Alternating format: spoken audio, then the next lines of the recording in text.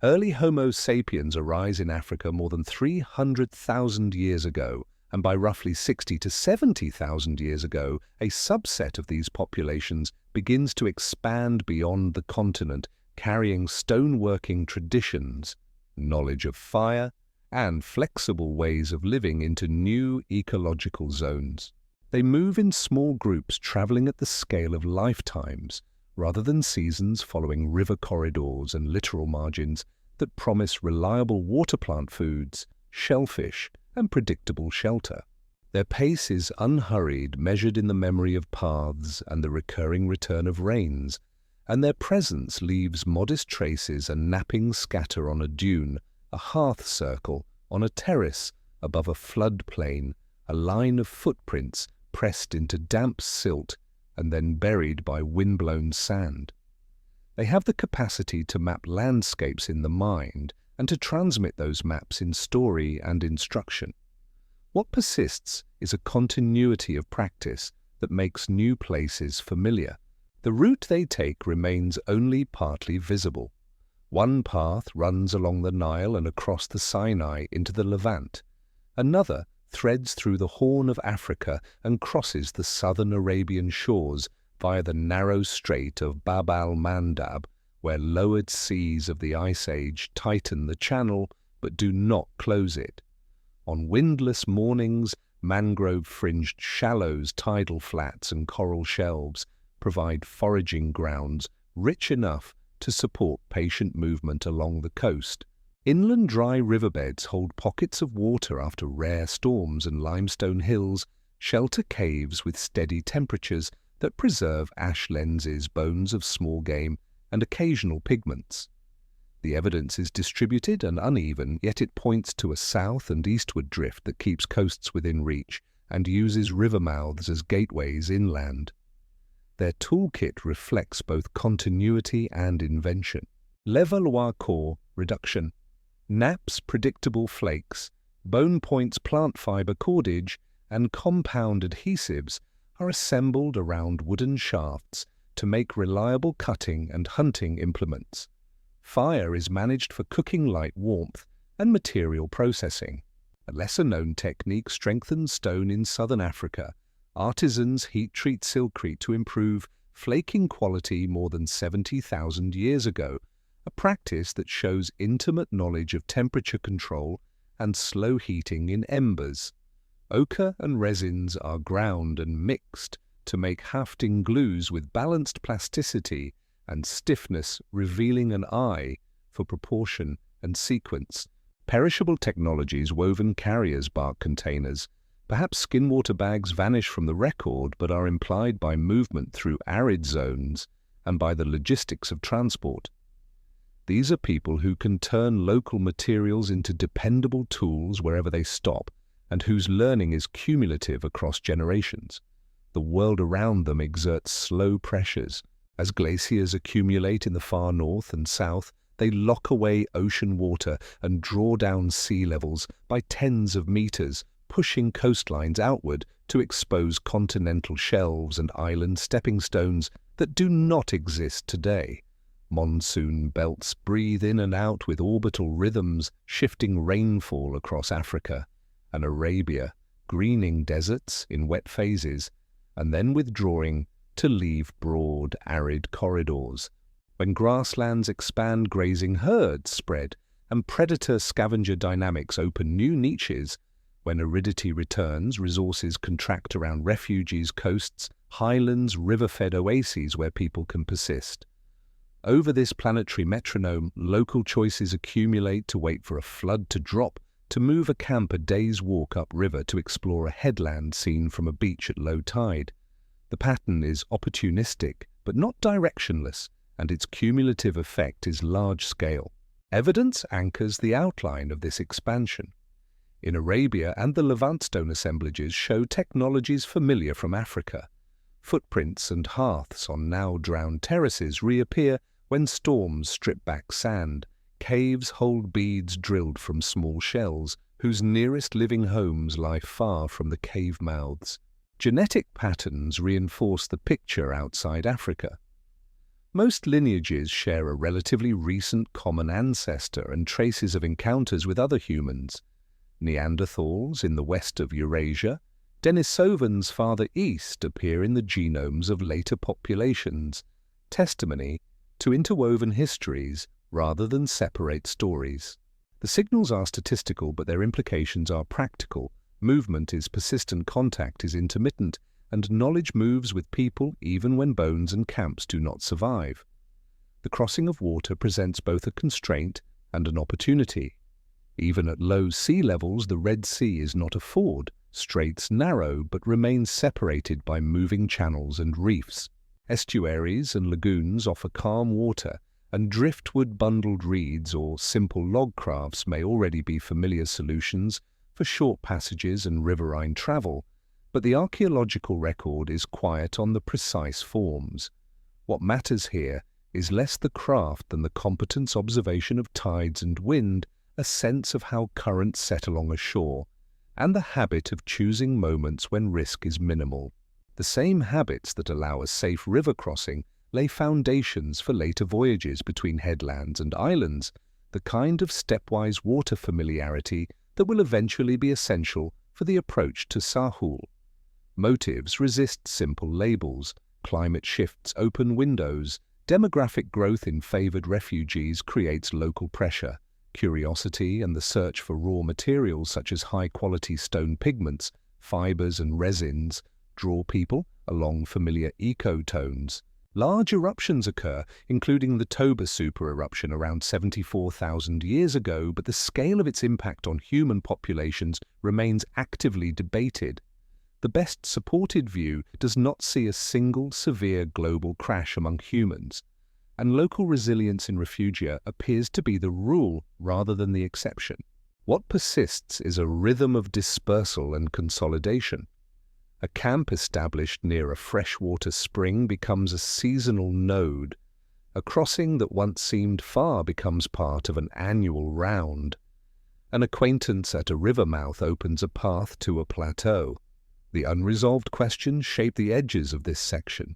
Was the major expansion out of Africa a single sustained wave or the last of several pulses whose earlier traces were absorbed or extinguished? Did most travelers pass north through Sinai and the Levant before fanning east? Or did many skirt the southern coasts of Arabia and India, keeping the sea within sight?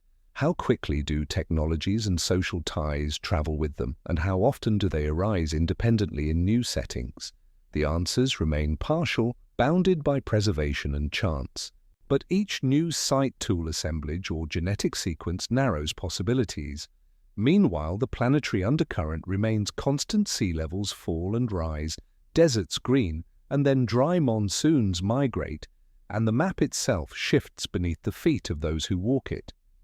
This first section rests on a simple consensus fact. By the late part of the last glacial cycle, Homo sapiens expand out of Africa and begin to populate Eurasia, and in time, the islands that stand between Asia and Sahul. A smaller concrete detail sharpens the picture. The deliberate heat treatment of Silcrete in southern Africa more than 70,000 years ago shows mastery of fire for engineering stone, a craft quality that feeds into later flexibility. One open mystery remains central: whether the main path east tracks the northern Levantine corridor or the southern coastal arc, or both at different times and in what proportions.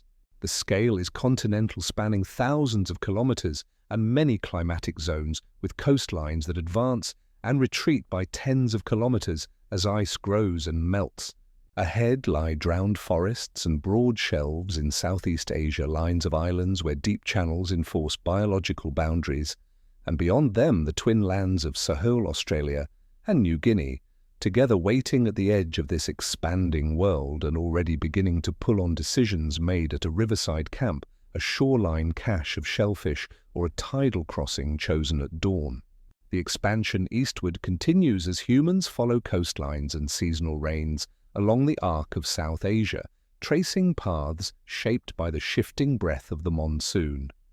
This system of winds, born from the contrast between land and ocean heat, draws moisture from the seas during part of the year and then reverses in the dry months, pulling dust and aridity back across the subcontinent. For people moving steadily east, the monsoon is both guide and constraint, offering periods of abundance when rivers swell and forests flush with growth, but demanding patience when drought strips the land bare. To persist here requires a rhythm of waiting and moving, an ability to anticipate when landscapes will yield and when they must be abandoned. Archaeological traces along India's coasts and river valleys suggest this long occupation and passage. Stone tools with affinities to Middle Paleolithic traditions appear in sites such as Jwalapuram, dated to around 70 to 60,000 years ago, showing continuity of technique across time and space. Flake cores, scrapers and points reveal the hand of makers already skilled in reducing local raw materials into versatile implements. Some scholars point to evidence that humans survived the ashfall of the Toba supereruption, here adapting to altered conditions and carrying traditions onward, though debate continues over the scale of disruption.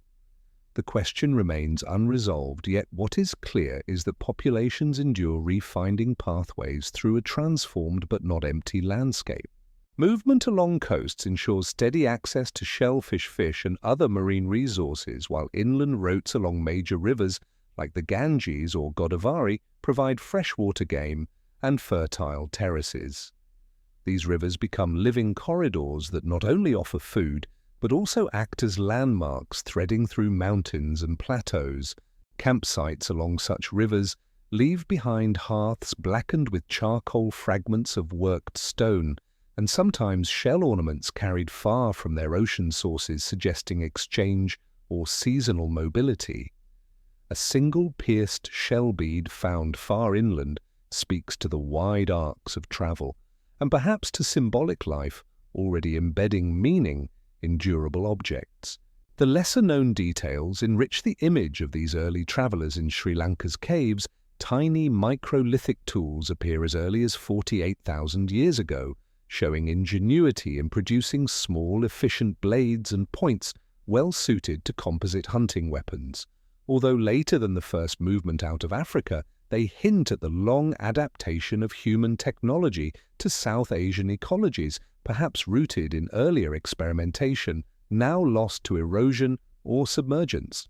These details mark continuity of presence where populations do not merely pass through but learn and adjust. The planetary scale of their journey is evident in the interplay of climate systems. Glaciers expanding far to the north pull water from the oceans, dropping sea levels and extending shorelines. What are now drowned coasts along the Arabian Sea and Bay of Bengal once stretched far outward, offering beach ridges, lagoons and estuaries that could be harvested with ease. Monsoon shifts alter vegetation zones, sometimes expanding grasslands into what is now desert, then retracting them under dense forest. Such changes mean that the same valley could host savanna animals in one epoch and rainforest species in another, forcing humans to shift strategies in turn. The scale is measured in thousands of kilometers, but also in cycles of a few generations within the memory of stories that recount when rivers ran fuller or when coasts lay farther from the forest edge. A mystery lingers over the precise pace of this eastward drift. Some models suggest rapid expansion along the coasts, carrying people from Arabia to Southeast Asia in just a few millennia. Others see slower, more punctuated progress with long periods of settlement and adaptation in South Asia before further dispersal. Genetic evidence provides some clarity but not resolution, showing that populations in India preserve deep lineages, yet also share ancestry with those who continued eastward.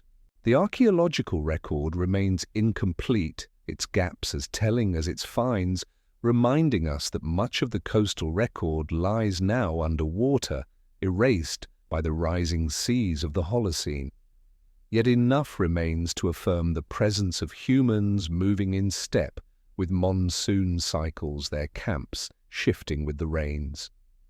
This section rests on a fundamental fact. By at least 65,000 years ago, humans are established in South Asia, leaving stone tools, hearths, and signs of enduring presence. A subtle detail emphasizes their range, the inland presence of marine shells transported for ornament or meaning hints at exchange and symbolic practice beyond immediate subsistence. An open question shapes our understanding whether dispersal across this vast region was continuous or fragmented, whether groups advanced in overlapping waves or in one primary pulse that spread thinly before consolidating. On the largest scale, the monsoon system itself connects continents, its winds shifting dust rain, and human movement across thousands of kilometers linking Africa, India, and Southeast Asia in a single climatic rhythm. Against this backdrop, the movement of a small band along a coastal ridge or riverbank becomes part of a planetary process where winds, seas, and glaciers combine to open and close pathways. From these shores and valleys, the path bends further east toward drowned continents, volcanic archipelagos, and seas that will soon demand crossings longer than rivers and more dangerous than tidal flats. The people who carry stone tools, fire knowledge, and memory of monsoon rhythms will soon face waters that separate continents, testing the capacity of humans to see beyond the horizon and to reach a world that no other hominin has yet touched. As groups move farther east, they confront landscapes cut and remade by vast river systems so wide and forceful they resemble inland seas.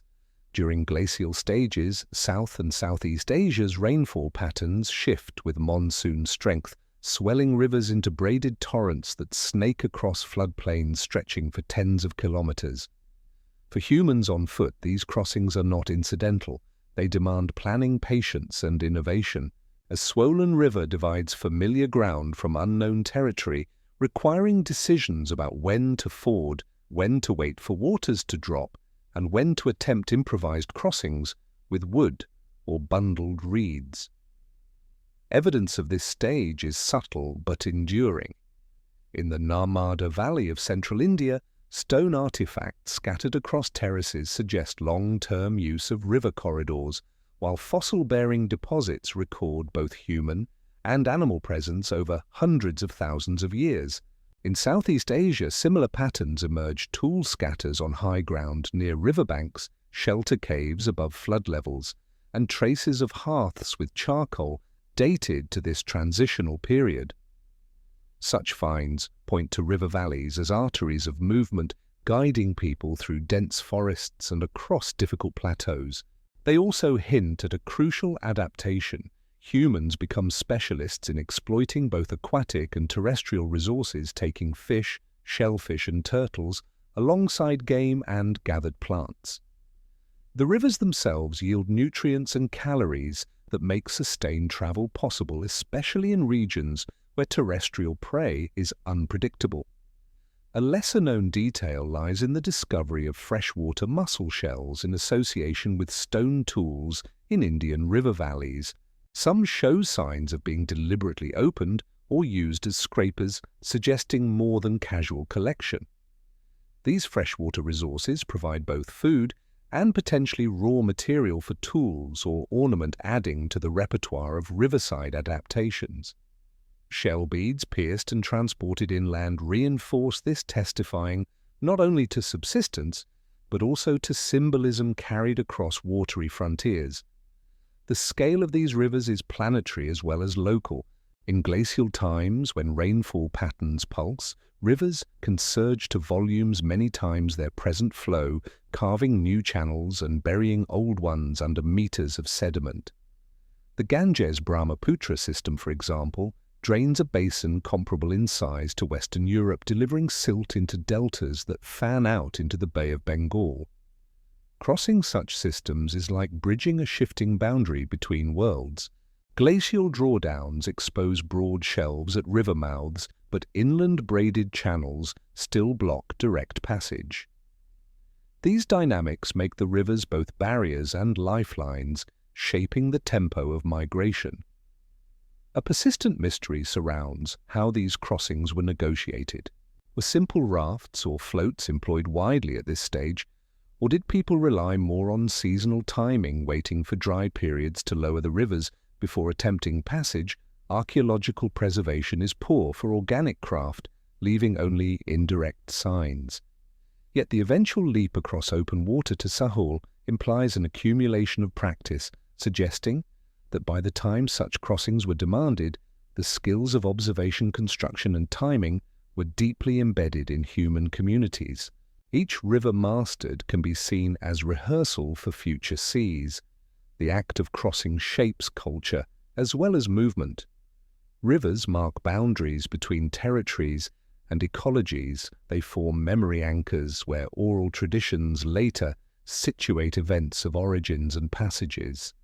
Even if we cannot recover those traditions, the physical act of repeated crossings leaves its imprint in settlement choices, camps established at fords, tools scatters on terraces, and enduring pathways along levees and ridges.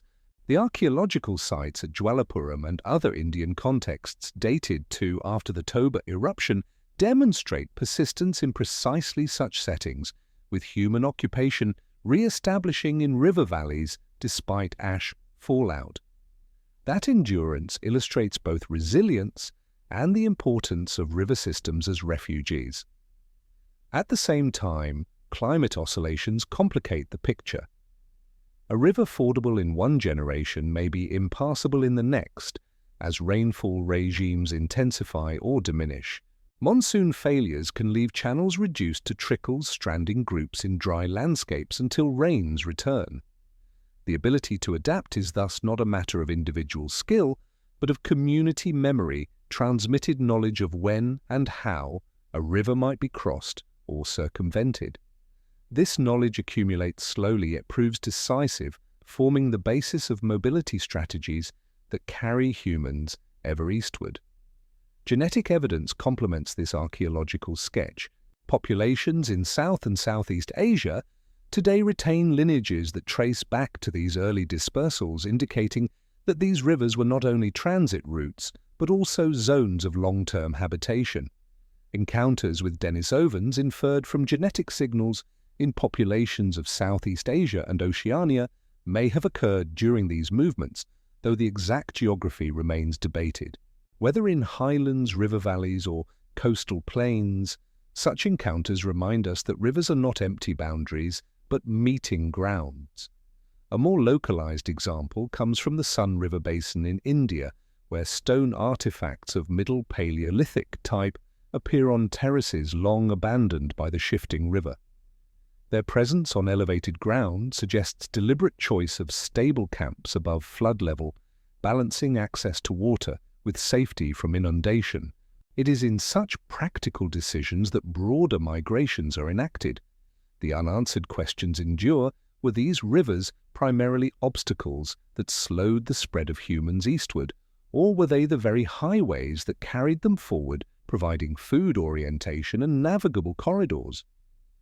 The archaeological record supports both interpretations depending on scale and context, reminding us that rivers can both constrain and propel.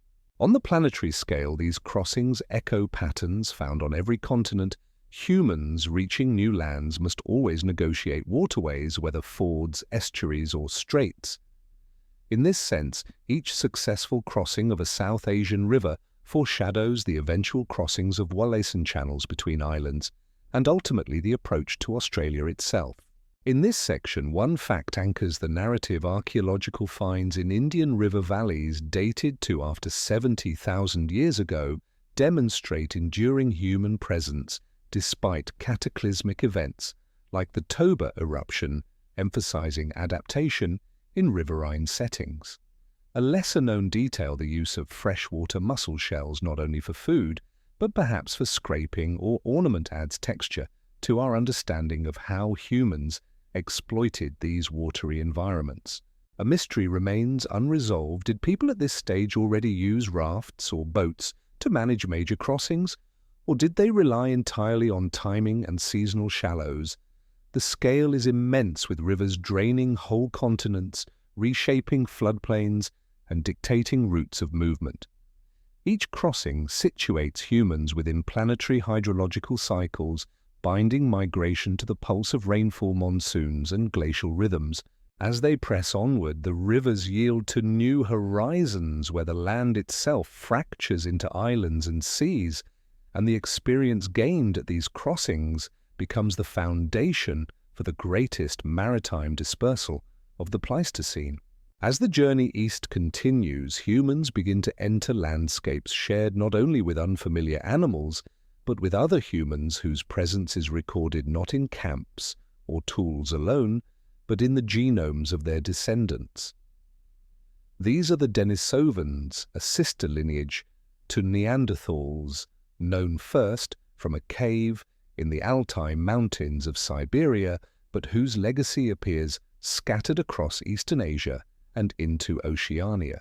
The archaeological evidence for their precise range is thin, often reduced to fragments of bone or tooth, yet their genetic signature tells a more expansive story, populations dispersing towards Southeast Asia, and Sahel carry between 3 and 5% of Denisovan ancestry proof of encounters somewhere along the way. These encounters likely occur in the broad arc stretching from the Indian subcontinent through Southeast Asia into island chains, though the exact geography remains uncertain. What is clear is that human dispersal is not a solitary act. It is a weaving together of lineages, each meeting leaving traces that persist across tens of millennia.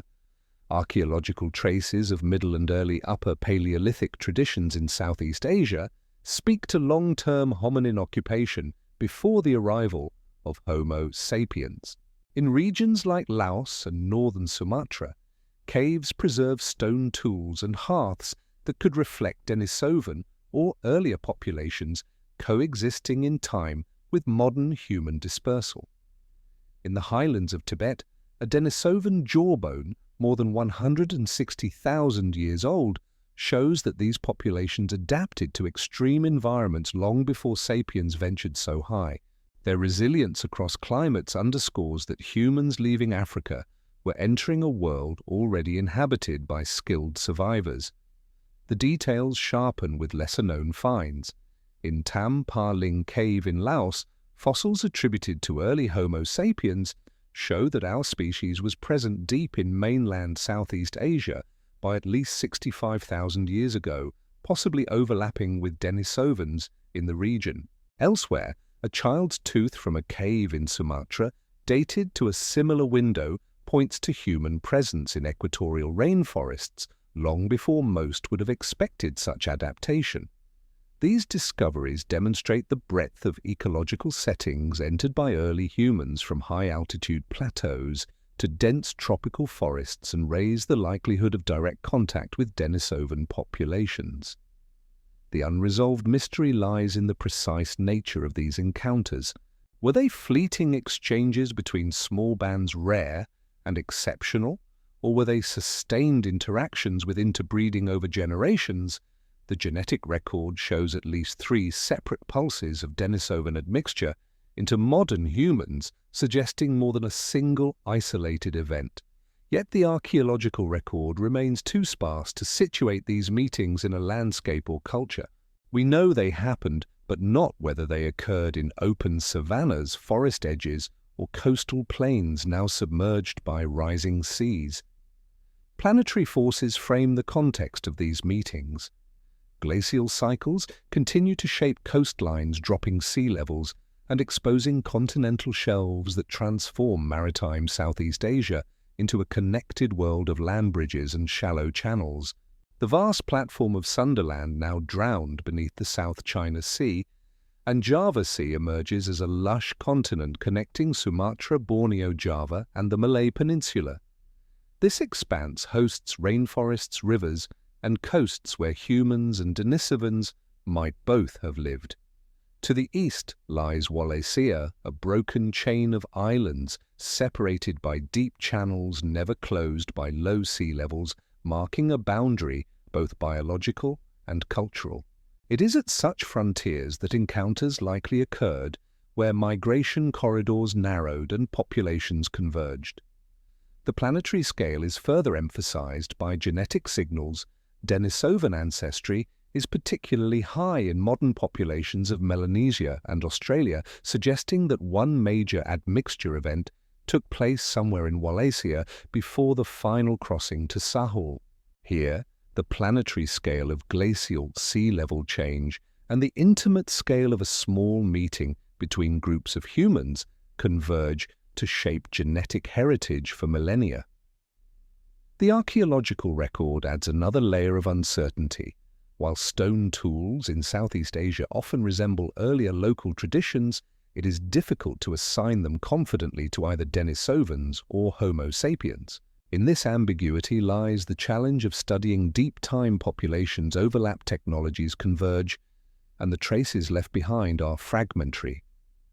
Yet from these fragments emerges the recognition that our species' dispersal was not into an empty world, but into one already inhabited by close relatives. One fact grounds this section: modern human genomes in Oceania and Australia carry Denisovan ancestry, demonstrating that contact occurred before the final crossing into Sahel.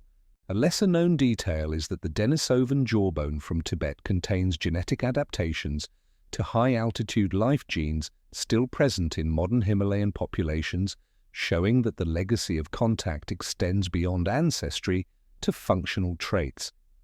The unresolved mystery is where exactly these encounters happened, whether in mainland Southeast Asia, on the drowned coasts of Sunderland, or among the islands of Wallacea. At planetary scale, the glacial cycles that expose and submerge land repeatedly set the stage for these interactions, turning shelves into grasslands and islands into stepping stones.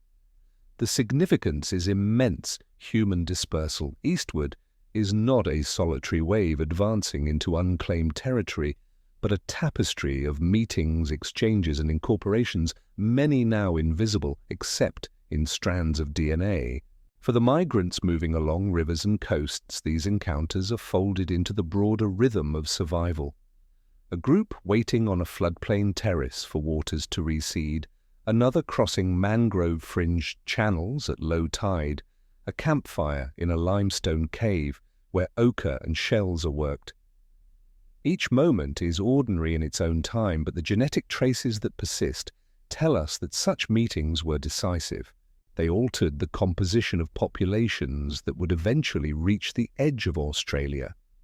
With each step eastward, humans carry not just tools, fire, and memory, but also fragments of the other humans they met along the way. These encounters, mysterious and incomplete in the record, foreshadow the coming challenges of seas wider than rivers, islands beyond sight of land, and continents filled with animals unlike any they have seen before. The world in which humans advance towards Southeast Asia is one defined by oceans that rise and fall with the breathing of ice. During glacial maxima, vast volumes of water are trapped in continental ice sheets, lowering sea levels by as much as 120 meters and exposing continental shelves that today lie drowned beneath tropical seas. Coastlines extend outward for tens of kilometers, and broad land bridges connect what are now scattered islands into single, continuous land masses. At other times, when ice melts, seas surge back across these plains, drowning forests, lagoons, and rivers, and leaving behind only faint geological traces. Human dispersal is deeply entangled with these rhythms. The migration routes out of Africa and across Asia are not fixed but shift with every fluctuation in sea level. In South and Southeast Asia, the exposure of the Sunda Shelf during low sea stands creates a vast continent known as Sunderland, linking the Malay Peninsula with Sumatra, Borneo, and Java. What appears today as archipelago is in these times an immense tropical landmass threaded with rivers, swamps, and rainforests, providing a corridor for human movement. Fossil pollen cores from lakes and peat deposits show alternating dominance of grassland and rainforest vegetation, reflecting monsoon cycles and glacial interglacial changes. Humans traveling here must adapt to both open savannas, rich in large game, and dense rainforests where subsistence depends on smaller, elusive resources. Archaeological evidence confirms long-term presence. In caves like Naya in Borneo, deposits preserve charcoal stone artifacts and animal bones that stretch back tens of thousands of years, pointing to repeated use of these shelters as refuges. In Sumatra, cave deposits yield a human tooth dated to around 63,000 years ago, among the earliest direct evidence of modern humans in Southeast Asia. These finds show that people are not only passing through but establishing footholds, learning to live within rainforest ecologies that demand specialized skills. A lesser-known detail emerges from submerged landscapes. Bathymetric surveys of the South China Sea and Java Sea reveal ancient river valleys now drowned, once flowing across the exposed shelf and linking distant regions with navigable channels. These drowned rivers would have been highways for human dispersal, offering water-fertile floodplains and predictable routes through otherwise dense forest. Though invisible today, they remind us that much of human prehistory lies underwater, hidden from archaeological recovery. This absence is itself a major constraint on knowledge. A persistent mystery arises from this drowned record. How quickly and in what sequence did humans occupy Sunderland? Was it a rapid advance across newly exposed lands, or a slower process of settlement and adaptation, punctuated by retreats when sea levels rose? The gaps in evidence leave both possibilities open. Genetic data suggest a long continuity of human presence in Southeast Asia, but whether this reflects early pioneers or later expansions remains unresolved. Planetary scale forces drive these uncertainties. Ice cores from Antarctica and Greenland chart the waxing and waning of ice sheets, with orbital cycles showing sea levels rising and falling by more than 100 meters within spans of tens of thousands of years. Each cycle redraws the map of continents and islands, opening and closing migration corridors. During low sea stands, Sunderland expands to a size greater than modern India, yet Wallacea to its east remains fragmented by deep ocean channels never bridged by land. These contrasts create a world where vast continental expanses lie beside insurmountable maritime barriers. Human dispersal is shaped as much by what is revealed as by what remains hidden beneath water.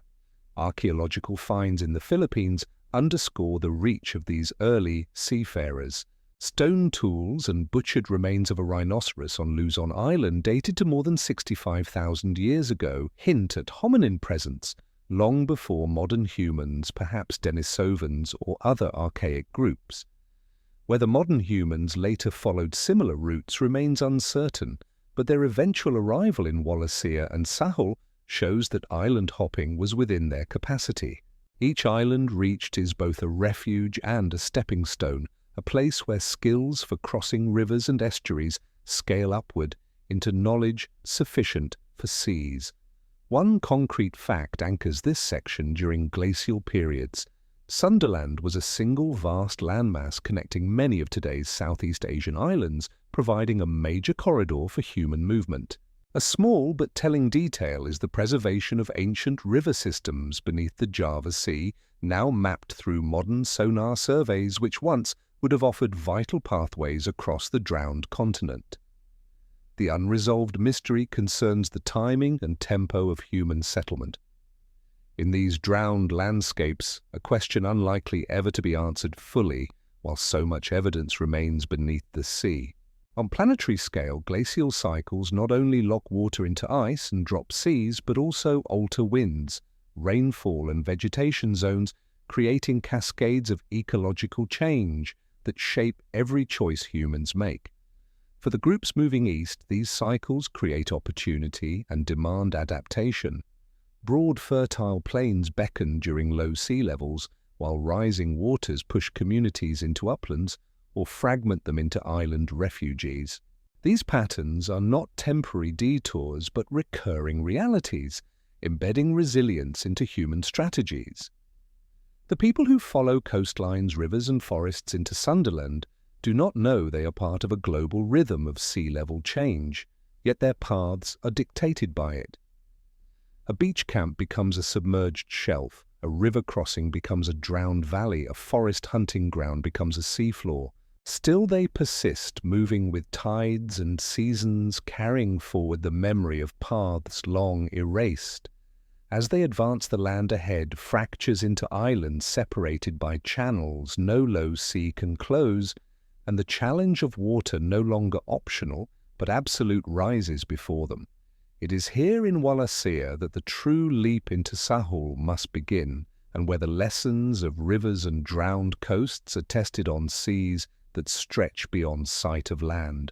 From the vast plains of Sunderland, humans move into a land that no longer exists above the sea, a drowned continent where rivers once carved valleys, forests spread over low ridges, and shorelines reached far beyond today's islands. This was Sunderland, a world revealed during glacial lowstands and now hidden beneath the waters of the South China Sea, Java Sea, and Gulf of Thailand. For those moving eastward, 65 millennia ago, it offered continuity of land, a broad and fertile terrain linking mainland Asia with the great islands of Sumatra, Borneo, and Java. Archaeological and geological evidence together reconstruct its outlines. Cores drilled from submerged sediments preserve fossil pollen that alternates between grasses and rainforest trees, showing that Sunderland shifted between open savanna landscapes and dense canopies as ice sheets grew and shrank. During dry glacial phases, grasslands supported herds of large mammals, including elephants, stegodons, and rhinoceroses, while wetter phases brought closed forests rich with fruits, nuts, and smaller game.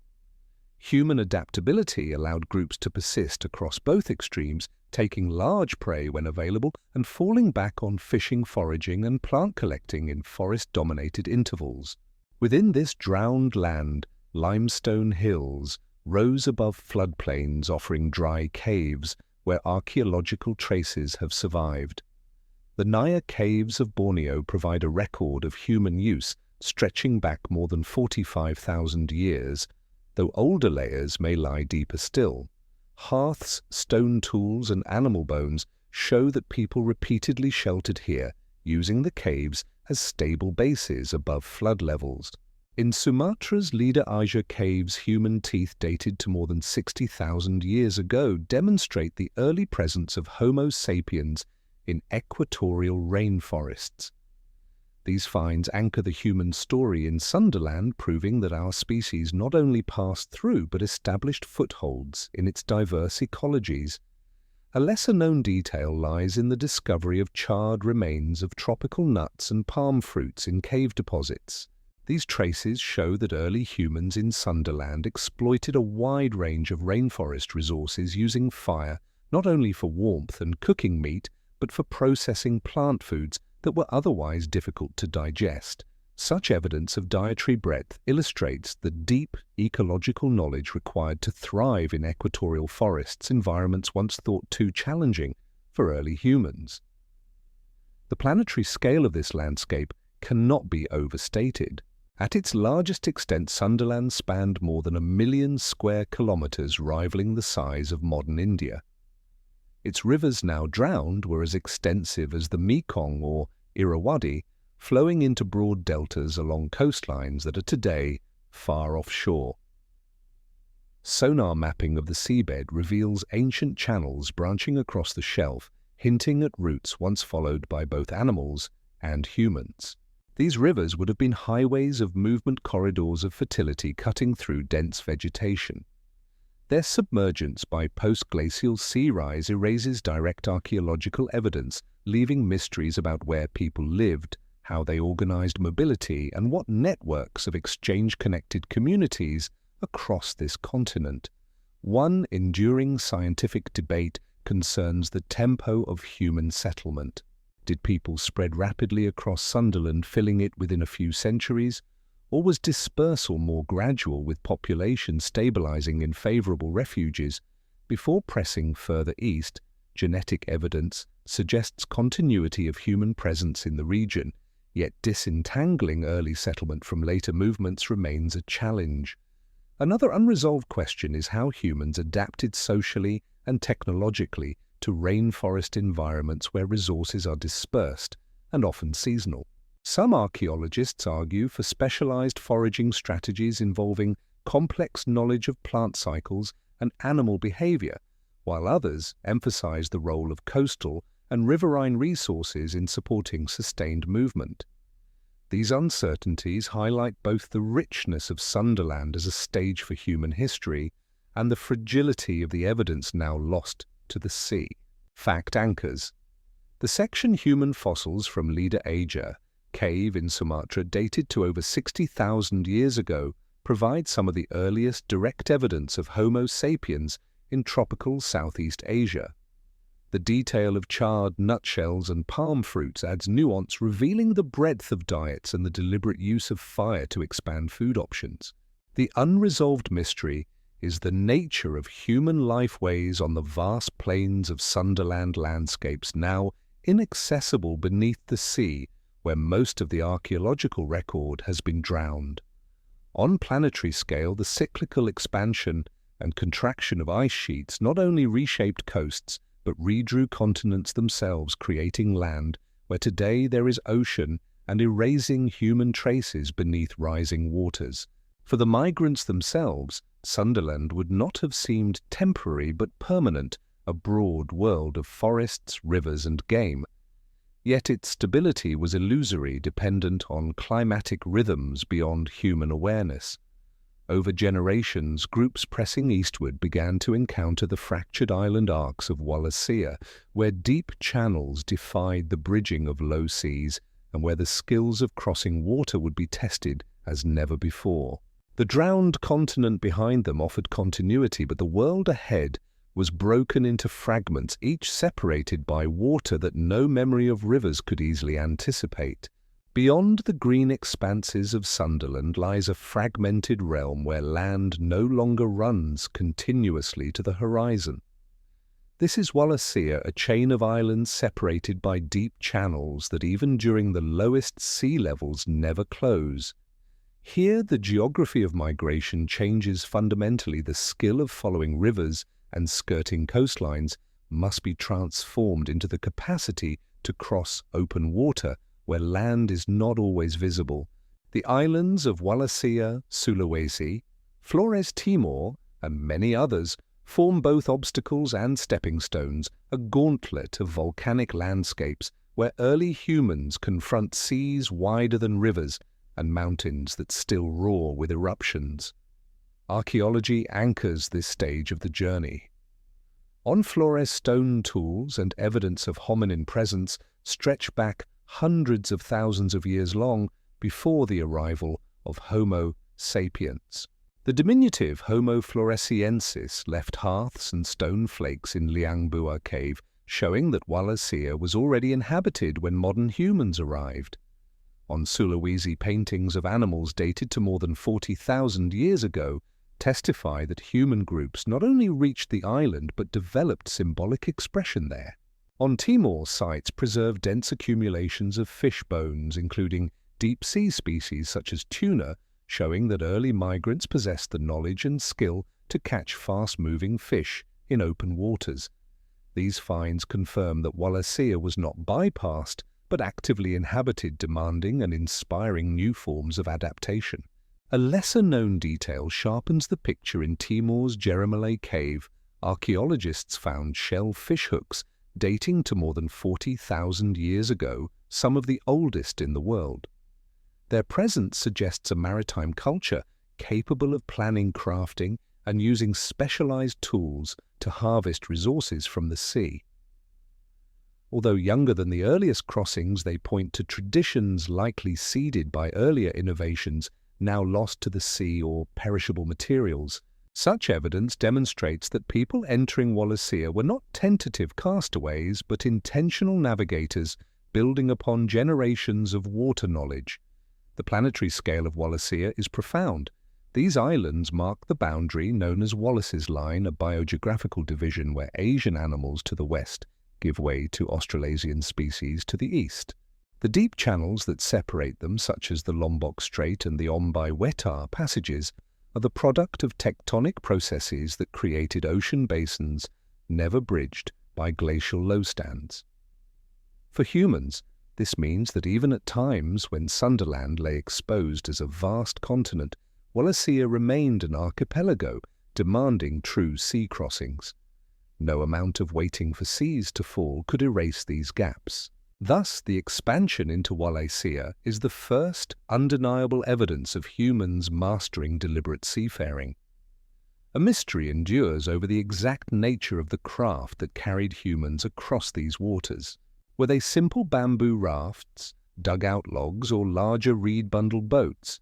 No archaeological remains survive as tropical waters quickly consume organic materials, but indirect signs, deep-sea fishing, rapid settlement of multiple islands, and genetic traces of sustained populations point strongly toward effective watercraft. Some researchers argue for accidental drift voyages, while others emphasize intentional crossings guided by knowledge of currents, winds, and landmarks. The preponderance of evidence leans toward planning the rapid spread across Wallacea into Sahul within a few millennia, suggests repeated successful voyages rather than isolated accidents. Fact grounds the section. The presence of deep-sea fish remains in Timor, dated to more than 40,000 years ago, shows that early humans possessed the capacity for advanced maritime subsistence. A smaller detail adds depth. The fish hooks of Jeremeli Cave, among the oldest in the world, illustrate not only seafaring, but also the ability to manufacture specialized tools for ocean resources. The open mystery lies in the watercraft themselves, none preserved, all inferred, whose forms remain speculative despite their central role in human dispersal. Planetary forces frame these developments. Tectonics creates islands that stand in permanent separation, ocean currents sweep through straits with force, and monsoonal winds alternate direction, seasonally offering windows of opportunity for travel. For humans, this meant that timing a voyage with a favorable wind could mean safe passage, while misjudgment could mean being swept into open ocean. These challenges demanded not only technical craft, but also accumulated observational knowledge, perhaps passed in memory across generations. Wallacea thus becomes a crucible of innovation where survival depends upon turning riverside and coastal skills into true seafaring traditions. The presence of volcanic peaks rising above tropical seas underscores the dynamism of this landscape. Eruptions scatter ash across valleys, shaping soils and altering ecosystems, while earthquakes rearrange coastlines. Humans here live amid constant geological change, just as they navigate shifting seas. This volatility mirrors the uncertainty of their own expansion, where each crossing risks both failure and success. Yet the persistence of populations on multiple islands shows that they succeeded repeatedly, embedding themselves in these dynamic environments. For those advancing eastward, Wallacea is not an edge but a bridge, albeit one made of scattered fragments. Each island reached opens the view to another horizon, another challenge of water and current. Through this chain, humans advance, step by step, towards Sahul, a continent awaiting them with ecologies unlike any they have yet encountered. In this progression, Wallacea is both threshold and test, a place where oceans begin to demand as much from human ingenuity as climates and landscapes had before. The lessons learned here about water risk and persistence will carry into the final leap that joins two great landmasses, Australia and New Guinea, into a single continent at the edge of the human world. The most decisive step of this long journey comes when humans attempt the leap into Sahul, the Ice Age continent that unites Australia, New Guinea, and Tasmania. Unlike the crossings within Wallacea, where islands can often be glimpsed across narrow straits, the approach to Sahul demands sustained navigation across channels tens of kilometers wide, with no guarantee that land lies in sight. Even at the lowest sea levels, the stretch between Timor and the Sahul Shelf remains at least 70 kilometers of open ocean. This is the first truly oceanic migration in human history, one that cannot be explained by accident alone. Archaeological and genetic evidence together confirm its success. The earliest human sites in northern Australia, such as Majid Bebe near Kakadu, yield stone tools and ochre dated to at least 65,000 years ago, providing direct testimony that people reached Sahul earlier than once believed. Genetic studies of indigenous Australians and Papuans show deep divergence from other human lineages consistent with settlement by this time. These findings anchor the fact that humans successfully crossed into Sahul tens of millennia before any other large-scale oceanic voyage in prehistory. The practical challenge of the crossing has been studied through computer models simulating wind current and drift. These show that accidental dispersal is highly unlikely. Rafts or boats drifting aimlessly would most often be swept back westward into Wallacea. The probability of reaching Sahul rises sharply only if voyages are intentional, launched in favorable seasons and aimed with awareness of currents and landmarks. This suggests that humans at this stage possessed not only watercraft, but also navigational knowledge, including the ability to observe prevailing winds, cloud formations, and the flight of seabirds that signal land beyond the horizon. A lesser-known but striking detail lies in the presence of obsidian artifacts in islands of the Bismarck archipelago east of New Guinea, dated to more than 40,000 years ago. This shows that once humans entered Sahul, they continued to move across island chains, transporting volcanic glass for tool-making over significant distances. Such evidence implies not just one great crossing, but a maritime tradition that persisted and expanded, binding communities together across scattered islands and coasts. The unresolved mystery is the exact form of the boats or rafts used. No remains survive, yet ethnographic analogy and experimental reconstruction suggest possibilities. Dugout canoes would require advanced woodworking and metal tools likely unavailable at this stage. More plausible are lashed log rafts or large bamboo bundles buoyant and durable enough for sustained travel. Some have proposed skin-covered frames or bark canoes stitched with fiber-perishable crafts that would leave no trace. Whatever their form, these vessels had to carry not only individuals but families, tools, and fire, ensuring a viable settlement on new shores. This implies a level of social coordination far beyond the chance voyage of a single group. Planetary forces frame the background. At this moment, in the last glacial cycle, sea levels are over 100 meters lower than today, expanding the coastlines of Sahul Key outward into broad plains. Northern Australia connects seamlessly with New Guinea, forming a continent larger than present-day Europe. Forests, rivers, and savannas stretch across this expanse, waiting for human arrival. Yet the deep channels of Wallacea remain uncrossable on foot, permanent obstacles carved by tectonic forces. It is this contrast land made vast by ice seas, made permanent by depth, that shapes the extraordinary significance of the Sahul crossing. Once completed, it locks humans into an entirely new continent separated from the rest of the world by ocean barriers unlikely to be bridged again for tens of millennia. The archaeological traces of first arrival are modest but profound. At Majid Bebe, flakes struck from stone cores, grinding stones with residues of plant use, and ochre fragments suggest a people already skilled in adapting to diverse resources. At Lake Mungo, burials dated to more than 40,000 years ago show that within millennia of arrival, humans established symbolic practices and traditions rooted deeply in the land. These early sites reveal that the first settlers did not merely survive, but dispersing rapidly across Sahul's vast and varied landscapes. The fact grounding this section is the firm evidence of human presence in northern Australia, at least 65,000 years ago, among the earliest in the world outside Africa. The smaller detail is the obsidian transport in the Bismarck archipelago, which demonstrates that once the leap was made, maritime exchange and voyaging continued within Sahul's orbit.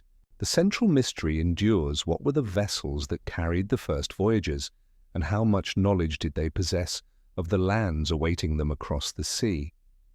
At planetary scale, the lowering of seas by ice sheets both enabled and constrained this dispersal, exposing Sahul as a continent, yet leaving permanent blue water channels as the price of entry. The crossing into Sahul is a turning point in human history, one that shows the capacity of early humans not only to adapt to new climates and ecologies, but to overcome one of the planet's most formidable barriers, the sea itself. This leap is not a detour in the long story of dispersal, but its climax, the point where knowledge of rivers, tides, and coasts accumulates into a skill set capable of carrying humanity to a continent untouched by any other hominin. For those who made the journey, the experience may have been marked by days on water, by sun, wind, and the constant horizon, by the relief of sighting new land. For us, its traces endure in stone tools, ochre, and genes, whispering of a voyage that forever changed the human map. From this moment forward, Australia and New Guinea become homes to people whose cultures will persist for tens of thousands of years, shaping the oldest continuous traditions on Earth. When humans first step onto the shores of Sahul, they enter a continent unlike any they have encountered before. Australia, joined at this time to New Guinea and Tasmania, is a land of evolutionary isolation, where marsupials dominate niches filled elsewhere by placental mammals, and where birds of extraordinary size still stalk the plains. For people accustomed to elephants, rhinoceroses, and cattle-like ungulates in Asia, the fauna of Sahul presents a startlingly different catalogue of life. Here they meet the Diprotodon, a giant wombat-like herbivore weighing over 2 tons, and the marsupial lion Thylacoleo carnifex, with shearing teeth designed for powerful bites. Towering above them, the flightless bird Genyornis newtoni, taller than an emu and heavier than an ostrich, ranges across open country. These animals form an ecosystem without precedent in human experience, one both abundant and unfamiliar. Archaeological evidence from the earliest sites shows that humans wasted no time adapting to these new environments. At Madjed Bebe in northern Australia, stone tools reveal strategies of plant processing and hunting, while ochre fragments suggest continuity of symbolic practices carried from earlier homelands. Footprints preserved in clay pans and lake beds such as those at Willandra Lakes show groups moving across open landscapes, sometimes running, sometimes walking, leaving imprints that endure across tens of millennia. These traces prove not only presence but the rapid spread of populations into diverse habitats from tropical coasts to inland deserts. A lesser-known detail emerges from Narwala Gabarnmang, a rock shelter in Arnhem Land where panels of ancient rock art stretch across ceilings and walls. Some of these images, although painted long after first arrival, are superimposed on earlier surfaces that may preserve pigments dating close to the time of settlement.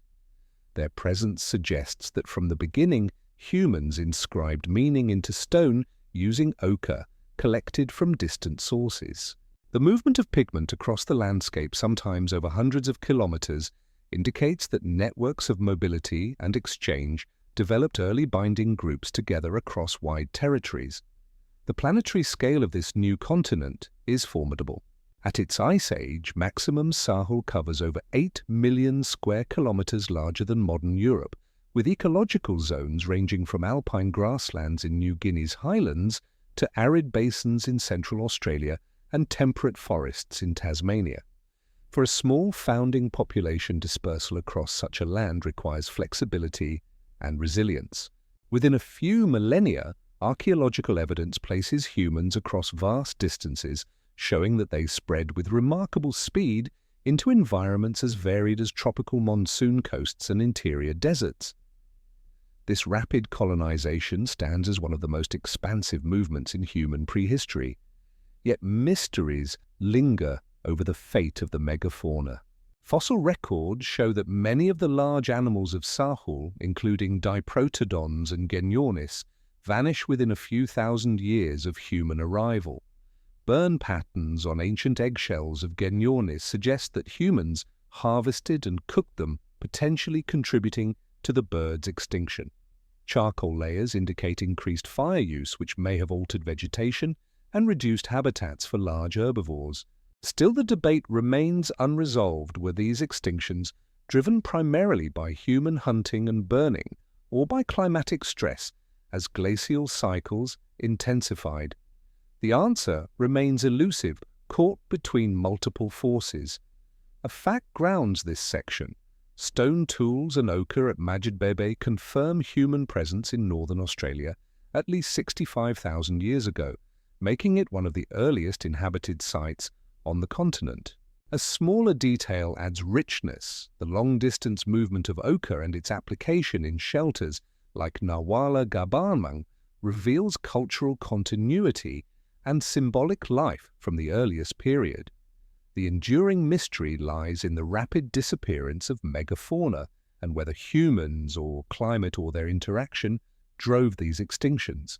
The planetary scale is evident in Sahul's sheer size and diversity, a continent whose settlement required adaptation across ecosystems ranging from rainforest to desert. For the migrants themselves, arrival in Sahul is both culmination and beginning. They bring with them traditions of tool-making, fire use, and symbolic expression, and they adapt these traditions to new landscapes filled with unfamiliar species. They walk inland along river valleys, leave footprints on drying mudflats, and carry pigments to shelters where walls still bear their traces. Each step expands the human map, making permanent what had once been only possibility. In settling Sahul, they establish a continuity of culture that endures longer than any other on Earth, a testament to resilience amid change. The continent itself bears the marks of their presence: burn patterns in vegetation, new rhythms of animal life, and shelters that echo with painted memory.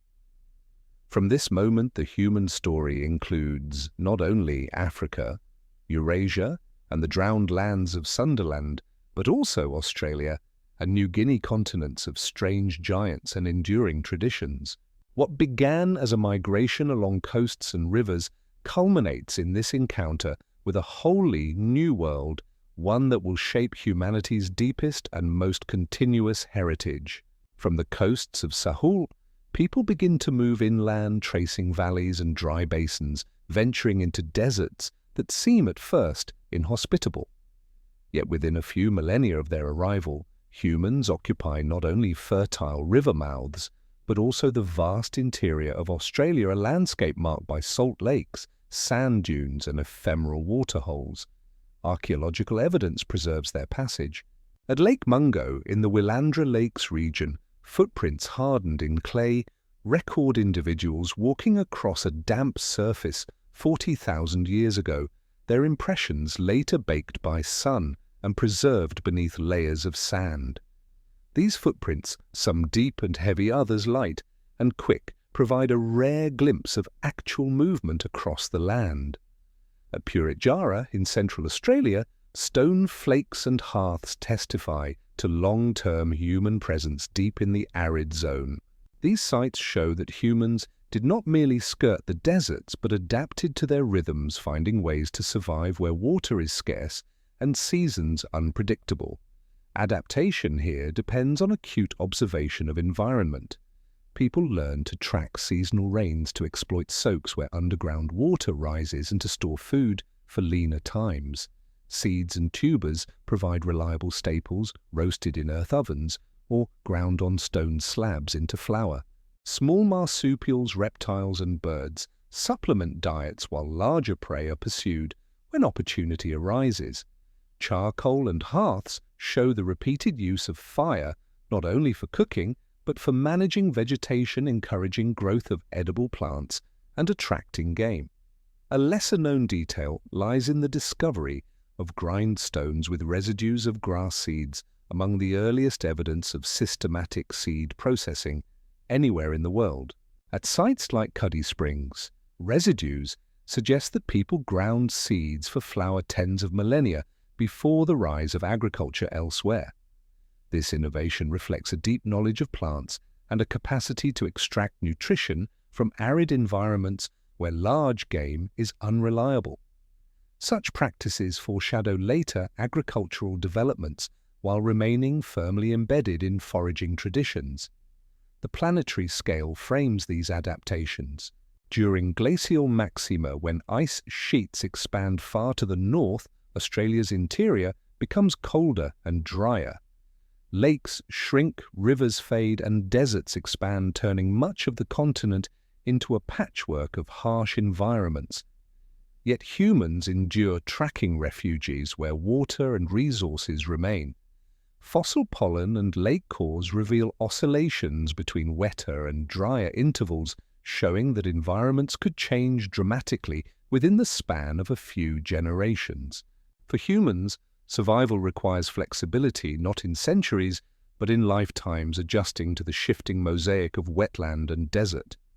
A central mystery persists: how rapidly did humans colonize the interior after first arrival?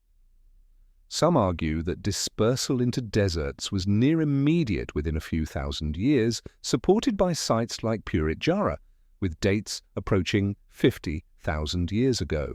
Others suggest a slower process, with coasts and river valleys settled first and deserts entered only as populations expanded. The resolution remains uncertain, hindered by sparse preservation in arid zones. Yet the balance of evidence shows that humans reached and thrived in Australia's heartland far earlier than once thought. Fact: grounds. This section, the footprints at Lake Mungo, preserved for over 40,000 years, provide direct and tangible evidence of humans moving across the dry interior. A smaller but significant detail is the grinding of seeds on stone tools, one of the earliest examples of systematic plant processing in human history. The unresolved question concerns the pace and pattern of dispersal into deserts, whether rapid and bold or gradual and cautious.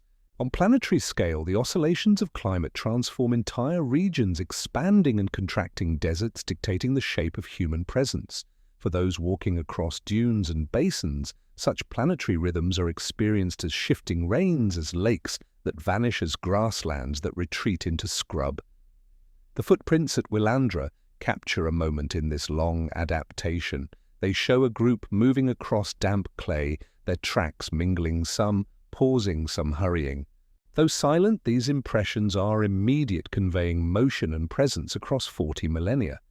In the grindstones of Central Australia, the marks of hands working seeds into flower remain equally vivid, recording knowledge of plants and persistence in arid lands. Together they demonstrate that humans did not only survive in the interior, but made it home, embedding themselves into landscapes as vast and demanding as any on Earth. The dispersal into Australia's dry heart is thus not a marginal episode, but a central achievement, proving that from the beginning, humans possessed the capacity to live in extremes. This capacity, tested in deserts, will allow them to endure the colder and harsher climates yet to come. The spread across the interior binds the first Australians to the rhythms of a continent, linking coasts, rivers, deserts, and mountains into a single inhabited world. From here, their traditions deepen, carrying knowledge of water, fire, and food across generations, sustaining cultures that continue unbroken into the present. Among the most transformative practices carried into Sahul is the deliberate use of fire, a tool that not only provides light and warmth, but reshapes landscapes at continental scale. Archaeological and paleo-environmental records across Australia show that humans, arriving more than 60,000 years ago, begin to burn, systematically creating mosaics of open grassland and regenerating forest. Charcoal layers preserved in lake sediments increase sharply after human settlement, marking a shift from natural lightning fires to frequent patchy burns.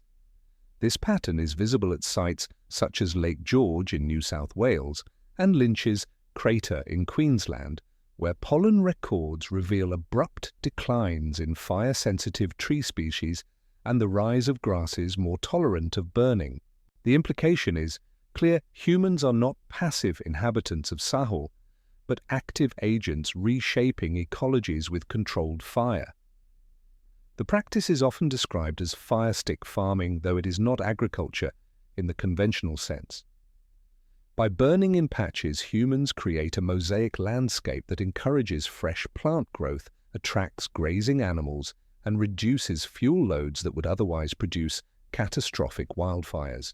For foragers, this strategy yields multiple benefits: easier hunting, predictable food sources, and safer camps.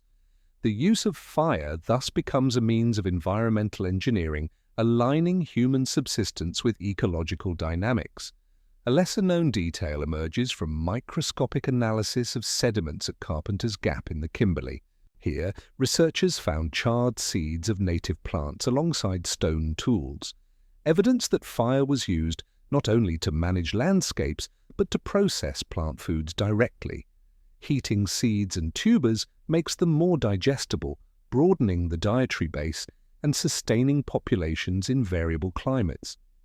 This integration of fire into daily and seasonal practices reflects deep ecological knowledge and innovation. At planetary scale, the consequences are significant.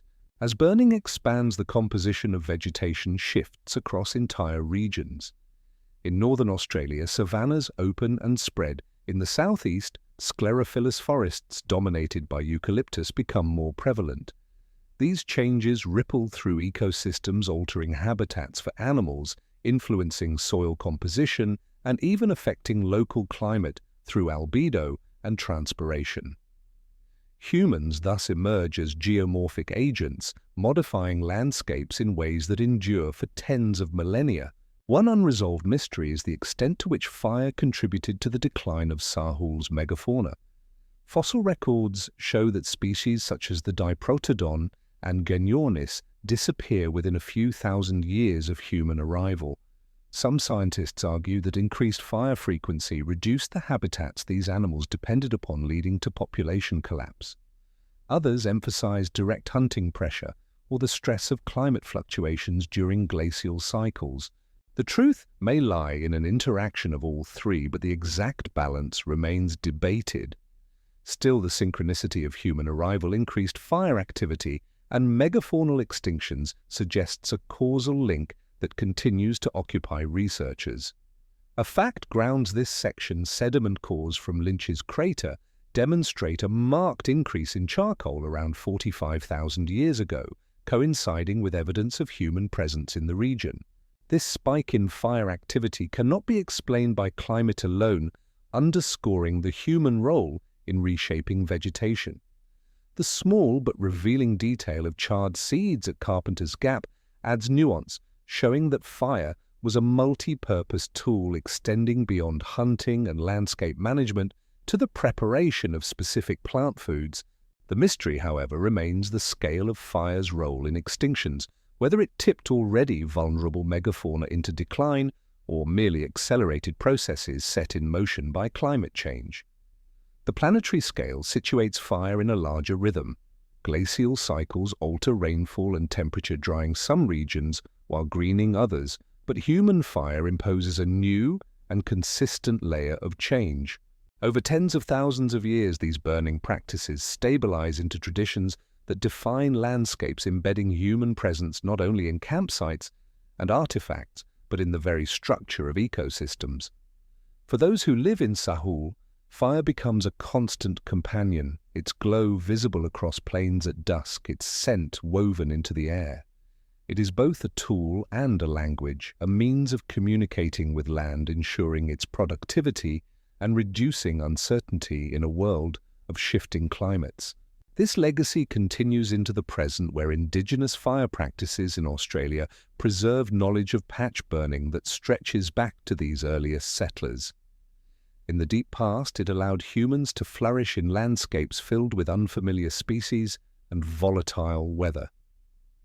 Today it endures as one of the longest continuous land management traditions on Earth. Fire, then, is more than an element of survival. It is a force of cultural continuity. By carrying flames across rivers, plains and deserts, the first Australians not only altered ecosystems, but also laid foundations for knowledge systems that would sustain their descendants for 65,000 years. The continent they entered was never the same again, its vegetation, soils, and faunal communities permanently shaped by human hands wielding fire. The long journey into Sahul reaches no single conclusion. For the people who first crossed seas into Australia, and New Guinea did not vanish into the past but remained adapting and enduring across the millennia. Their presence today in the world's oldest continuous cultures is testimony to a resilience that outlasts ice ages, extinctions, and planetary change. Yet as the archaeological record opens glimpses of that deep time, it also reminds us of what remains unknown. Much of the earliest record lies beneath drowned coastlines lost forever to rising seas. The boats that carried humans into Sahul have left no trace. The full meanings of ochre marks, engraved shells, and painted shelters are beyond recovery. Questions linger about the fate of the great megafauna, the pace of dispersal, and the ways social networks bridged such vast distances.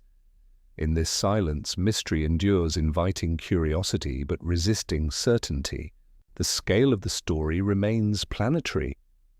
Orbital rhythms drew and released ice, shifting coastlines by hundreds of kilometers and remaking continents. Glacial cycles dictated when grasslands spread and when deserts tightened their grip. Monsoons moved, rivers swelled and shrank, and seas rose to drown entire worlds. Against these forces, human survival in Sahul illustrates the capacity of culture to absorb and adapt, carrying knowledge forward across generations. The fact that people persisted in Australia and New Guinea for 65,000 years through all these cycles is as remarkable as their first crossing of the sea. A lesser-known but evocative detail underscores this resilience. Oral traditions among some Aboriginal groups recount coastal landmarks now submerged by the sea, narratives that may preserve memories of shorelines drowned more than 7,000 years ago. If accurate, these stories represent one of the longest threads of memory in human history, a bridge between geological and cultural time. Such traditions blur the boundary between archaeology and living knowledge, reminding us that human history is not only in the soil and stone, but in the voices of descendants. The unresolved mystery is how such continuity is maintained. How can stories persist across thousands of generations without fracture? How do cultures weather drought, sea rise, and isolation without losing connection to their foundations? The answers lie partly in the adaptability of oral tradition, partly in the embeddedness of knowledge in landscape, and partly in the social bonds that tie communities to both place and one another. Yet even with these insights, the sheer scale of continuity remains astonishing, something that science alone can measure but not fully explain. On planetary scale, the story of the first Australians is a reminder of humanity's capacity for endurance. While empires rose and fell elsewhere, while glaciers advanced and retreated, while coastlines shifted and forests burned, the peoples of Sahul sustained traditions that endure still. Their cultures are not relics of the past, but living systems of knowledge carrying forward insights into ecology, fire, and memory forged across deep time. In this sense, the journey that began with a sea crossing 65,000 years ago is not finished, but ongoing. As the record stands, we know enough to marvel, yet not enough to conclude. We know that people crossed seas wider than rivers and settled continents no other human had touched. We know that they painted rock shelters, buried their dead, with ochre used fire to shape landscapes and ground seeds into flower long before agriculture arose elsewhere. We know that they adapted to deserts, rainforests, and coasts enduring ice ages and droughts. We know that their descendants remain bearers of the world's oldest continuous cultures. But we also know that questions endure: how rapid was the dispersal? How intentional were the first crossings? What precise role did humans play in the loss of megafauna? What meanings were carried in pigment, song, and burial? These mysteries resist closure leaving the story of first Australians open an invitation to further discovery. As the pace of narration slows, we are left not with resolution, but with stillness. The first humans in Australia stand at the edge of time, their traces scattered in stone tools, pigments and bones, their voices echoed in traditions that continue. They remind us that human history is not only about beginnings or endings, but about continuity, about the quiet persistence of life against planetary change. In the silence of deserts, in the stillness of rock shelters, in the rhythms of oral tradition, the presence of the first Australians endures, carrying forward a journey that began 65,000 years ago and continues still.